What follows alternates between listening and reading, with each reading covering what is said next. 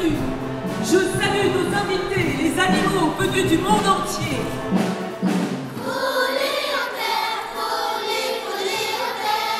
Grigny va entrer dans une nouvelle ère en fait. Dans le moment dans lequel nous sommes, nous considérons politiquement que la culture est déterminante. Que dans une ville extrêmement jeune où on a une culture du travail sur les jeunes publics, on a un champ des possibles absolument incroyable. Et cette convention en fait, elle va nous aider collectivement. Tout ce qui existe à Grigny, c'est une chance extraordinaire. Cette énergie, cette vitalité, cette jeunesse. Grâce à cette convention, on va pouvoir mettre nos moyens ensemble pour soutenir des projets, alors dans tous les domaines, dans le champ culturel, de la lecture, de la danse, du théâtre, de la culture scientifique, mais aussi autour de la mémoire. Et puis ce qui est autour de nous, dans ce projet magnifique de la littérature, pour faire en sorte que tous les habitants de Grigny, et notamment les plus jeunes, aient accès à une vie culturelle de grande qualité. Et ici, ce qui se passe, c'est qu'on a des choses qui s'ancrent dans la durée. C'est ce qu'on va faire dans quelques instants en signant cette convention.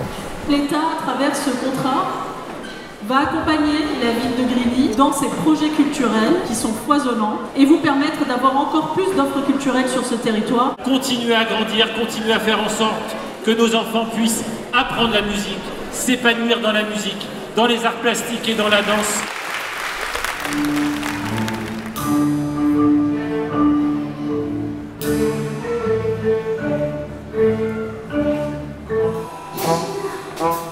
Il y a un mélange d'enfants et de professionnels, donc c'est pas forcément des enfants qui ont un gros niveau, et c'était l'objectif aussi de la commande, et arriver à faire quelque chose qui soit pas non plus ennuyeux, trop simple, qui les challenge, mais qui en même temps les valorise. C'est ce que j'ai essayé de faire, et j'étais vraiment super content de la part des réactions des enfants, qui étaient très enthousiastes, qui prenaient pas ça du tout comme quelque chose de scolaire. Bravo aux enfants, c'était incroyable.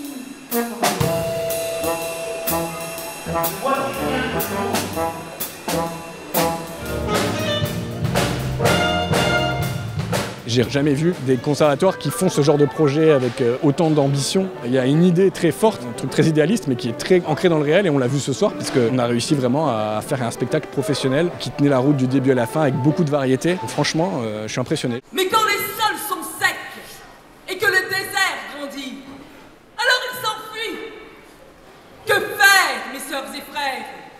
Réveillez-vous!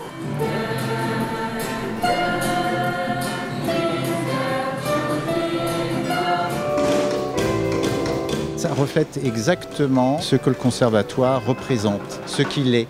C'est-à-dire il a tous les horizons. Techniquement, on a monté ça en 6 semaines. C'est vraiment un travail collectif. On n'avait jamais travaillé avec le théâtre, avec le cirque. On a juste fait des ensembles qui sont nombreux à Grigny.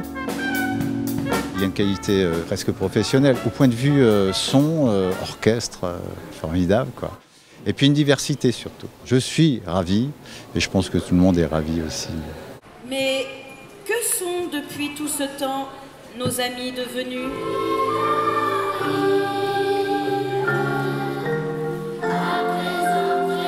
Un grand coup de chapeau. Ça fait partie de ces moments magiques de Grigny. Un collectif, l'addition d'enthousiasme, d'écoute de l'autre, de la joie, de la solidarité. C'est absolument magique, et tous les 2 ans, ça monte de niveau. Aujourd'hui, l'addition de la constellation des frères Kazamarov, ça montre qu'il y a quelque chose qui se passe en matière culturelle à Grigny. La Cité des Cultures prend forme. On a encore des chemins merveilleux à faire.